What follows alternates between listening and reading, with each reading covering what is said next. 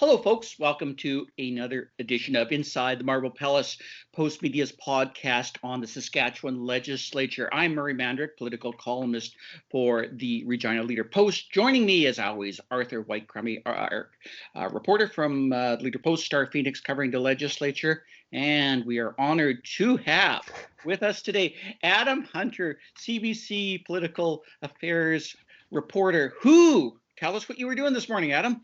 I got through the drive-through in Regina. Look at that. And it was, I must say, just a slick operation. So shout out to the SHA, all the organizers, everyone who's doing that, all the workers in there. I know they've been putting in long hours, but I was super impressed. It took less than an hour door to door. Very, very smooth all the way around. And I'm relieved to have my first dose. And judging by the math we got yesterday from Dr. Shahab and the Premier, we may get our second doses sooner than we thought, so bring it on. So I don't have to nag you about being the one that's holding up everything in Saskatchewan because you won't get the vaccine. It won't be you will be nagging anymore. It'll be everybody else. No, it won't be me.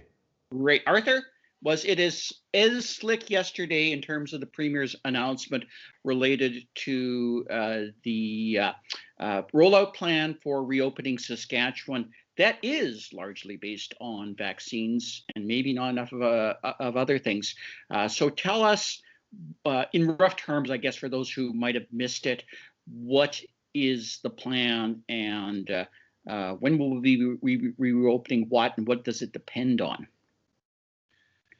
Yeah, well, it was more or less what we expected in broad strokes. The Premier had already been signaling that we were going to get a roadmap and it was going to be based almost entirely on the pace of vaccinations. The only surprise was the pace the province will move through the stages and exactly what will come in each stage. So the first step is going to be coming fairly soon. The estimated date is somewhere in the last week of May, and that's when 70% of people 40 and over are vaccinated. And that's how each of the stages work. Given age group, 70% or more vaccinated with at least 3 weeks between each stage. And in the first one, we're just getting some kind of some sort of marginal changes in terms of restaurant and bars are going to be able to sit 6 to a table, a little bit more room at places of worship, group fitness classes can resume, and a little bit of some tweaking with the indoor gathering restrictions to go to 10. But the real big changes come in stage 2, where you get essentially no more table capacity for bars. You get no capacity thresholds for retail. You get bingo halls opening again, casinos. A lot of these big ticket items are going to be able to resume, and gathering restrictions go back up to 15, which is something that we haven't seen all year, really, to be honest. So that's going to be the biggest step, and that's when 70% of people 30 or older are vaccinated. And really only when we get to 70% of all adults vaccinated do we get the last stage. And that was still a little bit unclear because the province is still considering what to do with masking and private gathering restrictions in that regard, but they do say that most remaining restrictions are going to be lifted at that point. Now, they've given themselves one sort of proviso here, one potential escape hatch. They're going to continue to look at what happens with ICUs, what happens with hospitalizations, and if there's major pressures there, then we might see a pause or a suspension on any one of those stages. Whether that's province-wide, regional, or local can really depend on the nature of those pressures. So again, not a lot of big surprises here, but we have a very simple plan that is intended above all to give people a bit of a carrot to encourage them to get vaccinated. And certainly not much of a stick, Adam, in terms of everything. That seems to be one of the criticisms that I think I was hearing. What were you hearing in terms of people's reaction to the plan as to why it will work or why it will not work? I think typically in the pandemic, when the government hasn't gone aggressively, let's say with restrictions or certain measures, the first people we hear from are epidemiologists, from doctors who would tend to be on the side of caution, more measures, less opening up, let's say. So those criticisms are there, obviously, after this is opened up. I think there's a few people, including Dr. Hassan Masri, who told CBC yesterday, he's an ICU doctor in Saskatoon, that the first step isn't very aggressive. Those are his words. Now, as you get past the first step, that's when more of the questions come in. So, hearing about gathering sizes, opening up, things like churches having a large maximum, where other indoor gatherings are limited to less people. So I think, that's one that people kind of pointed to, at least initially. The other question I'm hearing from people is, why isn't this tied to second doses? Why is this all reliant on a first dose? And we know that first doses provide a level of protection, and the government is allowing this 3-week buffer between each step to go through. And once they get to those, that 70%, as Arthur mentioned. But yesterday, Dr. Shahab said that second doses are critical for immune response. And we know that most of these doses, and the ones, in fact, that we've administered in Saskatchewan, are all 2-dose vaccines. So I think that's something to watch for. Something to note on that, yes, as Dr. Shahab said, and Scott Livingstone from the SHA and Premier Moe, is that the second doses are going to happen a lot sooner than they anticipated. So they were maybe pushing out second doses to fall potentially. And it sounds like, based on at least Pfizer doses alone, that people will be able to get their second dose sooner. And even in the drive-through line today, I was talking to one of the healthcare workers who said, that here's your date, May 5th, you got your vaccine, but we think that maybe with information that we got yesterday, that these will happen a lot sooner than the 16 weeks, and that they're going to start, as Scott Moe said, right away. So they're not going to wait. They're going to start giving second doses, as they have been throughout this, to the older age groups, and just work their way down. So I think the big convincing, and to get people fully protected from this, whenever that is to convince people not only to get a first dose and get to that 70 mark, but to convince them to come back and get that second dose, that it's going to be necessary to give you your full protection and to get things truly, let's quote, back to normal. So I think, initially we'll have to see how this plays out. This is dependent on people, as I think Saskatchewan's response really since Christmas has been.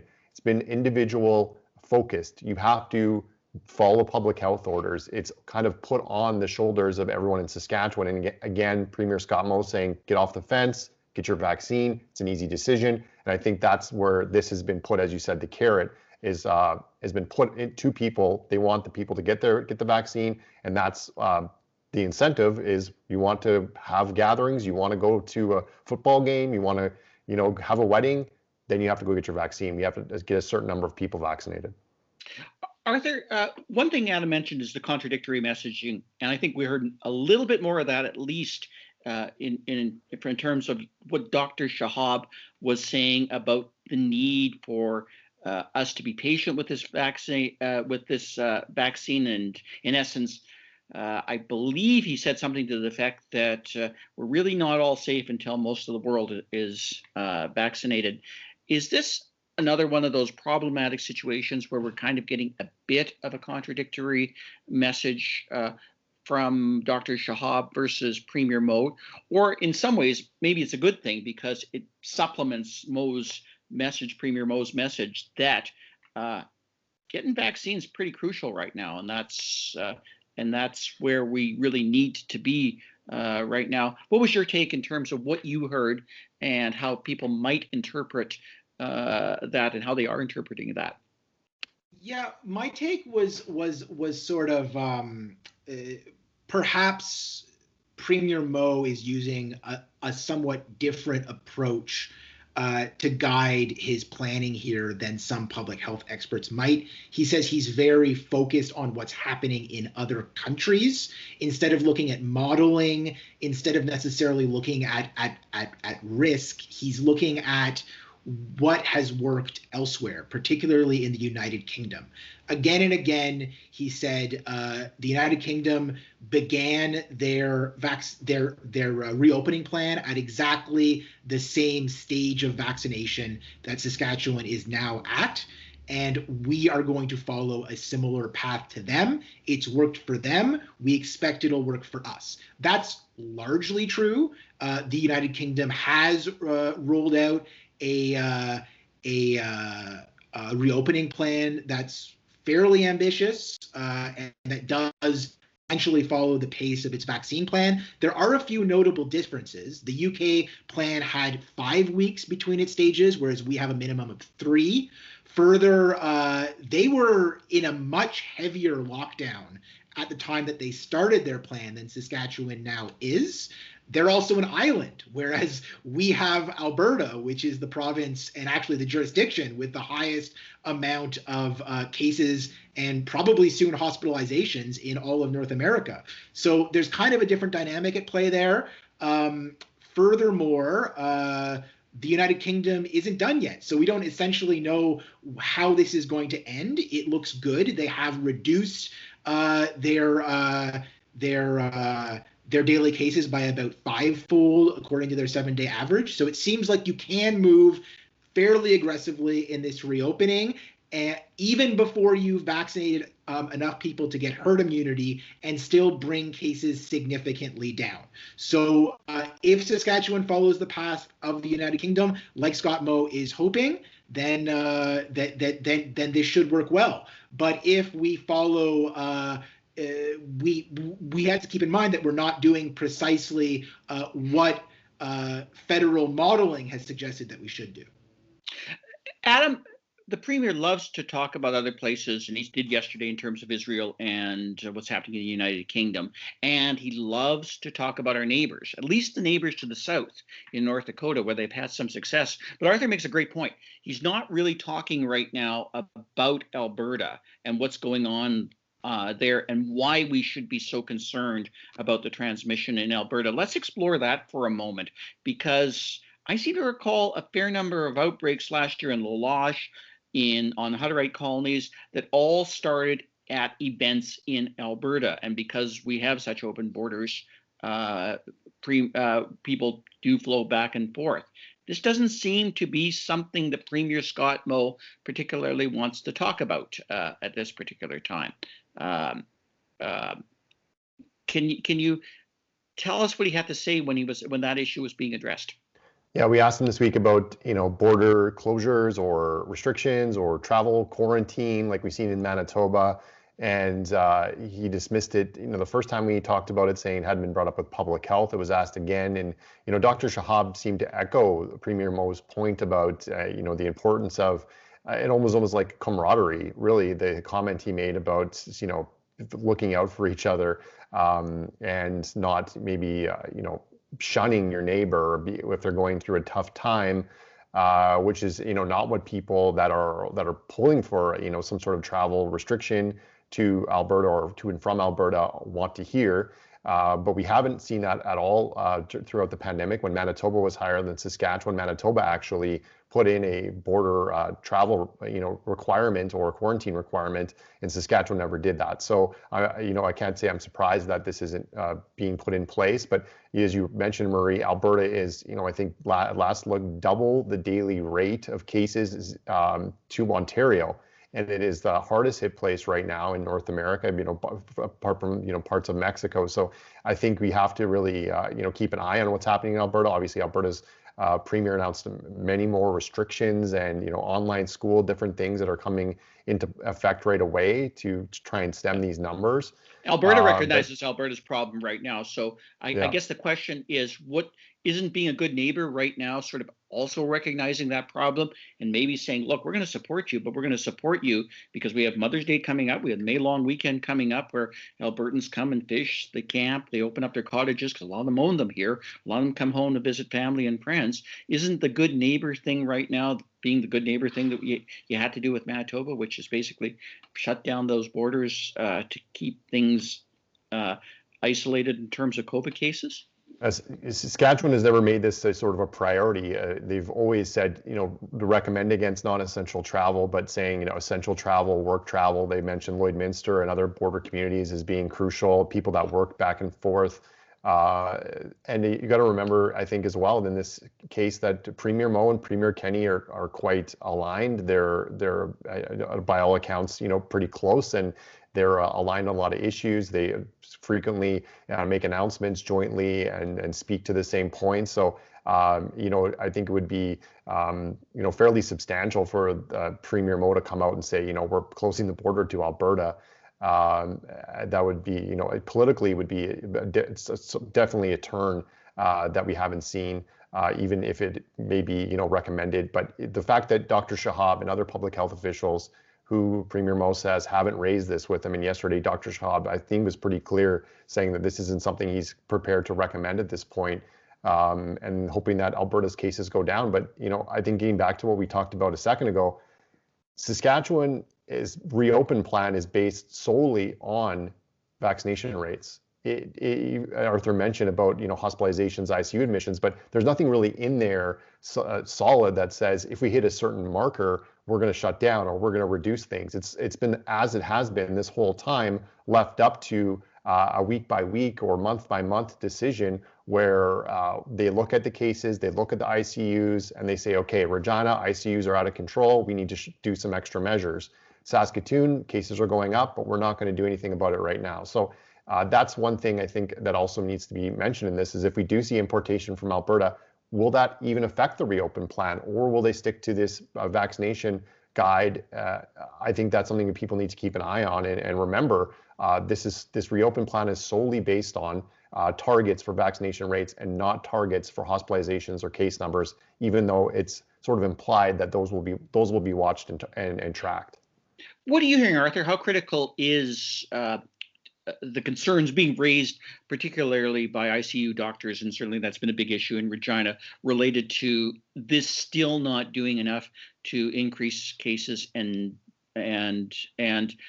creating a further problem in places like Regina and Saskatoon, where actually the active case total yesterday exceeded Regina's. Was there still a lot of chatter about that or concern about that after Premier Moe's announcement on Tuesday? I haven't heard as much chatter about it personally, and I wonder if that's because, at least in part, the pressures on Regina's ICU do seem to be diminishing to a certain degree. I mean, they went down from 35 at the height of this thing to just over 20 in recent days, which is still very troubling and obviously is forcing them to take special measures. But it's clear that they're not facing the same kind of threat that they might have been facing if we saw continued exponential growth of the virus. Now, that being said, I'm sure that they would continue to say that everybody needs to remain vigilant and that the threat remains there at any time if we don't continue to follow public health measures, that exponential growth could continue once again. But I think that's where we are now, and hopefully we continue to see that downward trend reaching down below 200 cases per day. Right now, I believe it's at about 230. So does that leave us where we kind of were going into Tuesday's announcement, Adam, where the relative criticism is it's a race between variant spread and vaccinations? If this is an arms race, quite literally, seems like the Premier has certainly upped the ante. And, full marks are actually, in a very creative way, without imposing a stick, a huge carrot as opposed to a stick, basically encouraging people to vaccinate and get vaccinations. Because I can't think of a better way to get people out and get them vaccinated than basically saying, hey, look at all the good things that can happen if we achieve certain levels. But is this where we are still at? And how worried do you think people are, particularly those in the know in the medical community, about us losing this race? I think what you have to compare what Saskatchewan's doing to, because Saskatchewan's the first province to announce a plan like this. And different provinces are in different stages of the pandemic. Obviously, Ontario and Alberta are in different stages than Saskatchewan is. But as Arthur mentioned, there's still people in the ICU, and we know that people that are younger are staying longer, which is contributing to those ICU numbers being as high as they are and sort of as steady as they are. But I think you need to look at the U.S. And I think while the Premier points to the UK and Israel, the US may be a better comparison because states there for a couple of months, and you don't have to look very hard, have had different policies on reopen. Some are, take your mask off. Others are very strict. And you can see in almost every case, in almost every state, there was a big spike in January, February of cases, and they've all come down. And that's because of, wider spread access to vaccine. Some speculate that's because people were infected and maybe in larger numbers in certain states. It could come down to, reporting, but there is definitely a trend that you see a spike in January and February in these states, and they started to relax restrictions in many cases in many states. In some states with less, I think, targets and less first dose targets than what Saskatchewan's seen with its reopen plan, and they still saw those cases go down. And we know that Premier Moe talks to governors in different states, namely North Dakota, and I think that what they've done, people should look at to see where Saskatchewan's head at. As much as they're looking at the UK, it's not an apples to apples comparison, as Arthur mentioned. There are many differences, but that's the target and that's the model that I think the Premier and the Saskatchewan government's looking at. They're looking at the UK, they're looking at Israel, but maybe more specifically, they didn't mention it, but they are looking at these US states that have varied responses and plans for reopen. Some are, not following the public health guidance that we have in Canada. Others are, and almost all have seen cases drop significantly since their big spike. And I think that's something to keep an eye on. And the government is hopeful that with more vaccinations and with people still following public health measures, as Premier Moe said, that they'll see that those cases drop as they have been, slowly but steadily over the last little while. There's so much to talk about this weekend. It's fascinating, but sadly we're kind of out of time right now. I guess once again we'll see what happens in this ongoing race between vaccines and variant spread, and hopefully, I think we all agree that everybody wants what Premier Moe proposed on Tuesday to work. Let's just hope it does. Arthur, Adam, thank you very much, and hopefully we'll see you soon on the podcast again. Thanks for having me, guys. Thanks a lot, Murray.